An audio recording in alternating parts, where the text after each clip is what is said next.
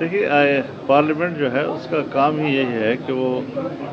آئین قانون اس میں کوئی ترمیم وغیرہ یہ اس کا جاب ہے، اس کی ڈیوٹی ہے، اور یہ ہماری ڈیوٹی ہے کہ ہم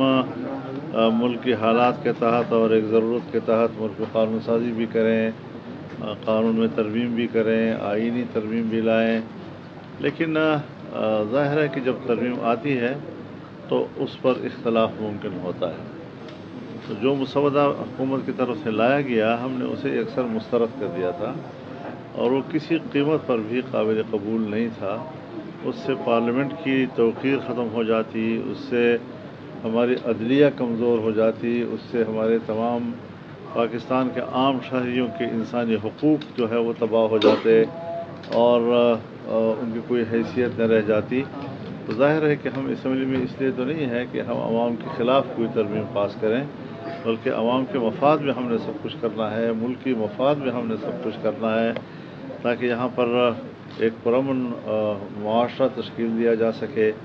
اور جو چیزیں وقت کی ضرورت ہوتی ہیں ہم ان ضرورتوں کو ترجیح دیں۔ یہ نہیں کہ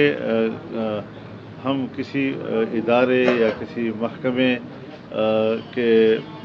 کو طاقتور بنانے کے لیے قانون بنائیں، اور غیر ضروری طور پر ان کو اختیارات دینے کے لیے ہم کوئی قانون بنائیں، بلکہ تمام اداروں کے درمیان توازن پیدا کرنا اور ملک کے اندر ایک متوازن سیاسی ماحول پیدا کرنا، یہ ہمارا ایک مقصود ہوتا ہے، یہ ہماری ڈیوٹی ہوتی ہے، یہ ہماری ذمہ داری ہوتی ہے۔ اب الحمدللہ ایک لمبی چوڑی گفتگو اور مذاکرات کے نتیجے میں جو مسودات اس وقت شیئر کیے گئے ہیں مسلم لیگ نون کی طرف سے بھی، پاکستان پیپلز پارٹی کی طرف سے بھی، جمعیت علماء اسلام کی طرف سے بھی، تو اس میں کافی اب ہم آہنگی تقریباً پیدا ہو چکی ہے، اور جو چیزیں ہم نے مسترد کی وہ واپس ہو چکی ہیں، اور جو چیزیں ہم نے مطالبہ کی تھی وہ قبول ہو جائیں گے انشاءاللہ۔ تو پھر بھی کل 15 ہے انشاءاللہ، میں کراچی میں کل بلاول بھٹو صاحب سے ملوں گا، اور پھر یہاں سے میں سیدھا لاہور جاؤں گا، میں میاں نواز شریف صاحب سے بھی ملوں گا وہاں پہ، پھر میں اسلام آباد جاؤں گا تو وہاں پر پی ٹی آئی کے ساتھ ان کی قیادت جو موجود ہے ان سے بات کروں گا، اور اس طریقے سے ایک اتفاق رائے پیدا کرنے کی ایک کوشش ہے، تاکہ ملک میں کوئی ایک آئین کی ترمیم کی وجہ سے کوئی ہنگامہ آرائی نہ ہو، کوئی اختلافات نہ ہوں۔ اور اس سے پہلے 18ویں ترمیم آپ کو یاد ہوگا، 18ویں ترمیم میں بھی کوئی ہمیں 9 مہینے لگ گئے تھے۔ جب 18ویں ترمیم میں ہمیں 9 مہینے لگ گئے تھے تو اب 26ویں ترمیم میں ہمیں 9 دن تو دے دینے چاہیے کہ ہم اس میں دیکھ سکیں، اس کا نوک پلک ٹھیک کر سکیں، اس میں کوئی غلطی ہے تو اس کو نکال سکیں، کوئی اچھی بات ہے تو وہ ڈال سکیں اس کے اندر۔ تو یہ سارا ایک بڑا لمبا ایک ایکسرسائز ہے، اس کے ہمیں ماضی میں بھی کافی تجربات ہیں۔ بعض دفعہ ہمیں کچھ چیزیں طے کرنے کے لیے، خارجہ پالیسی کے اصول طے کرنے کے لیے 6 مہینے تک ہمیں کمیٹی روم میں بیٹھنا پڑا۔ تو آج کیا مسئلہ ہے کہ ہم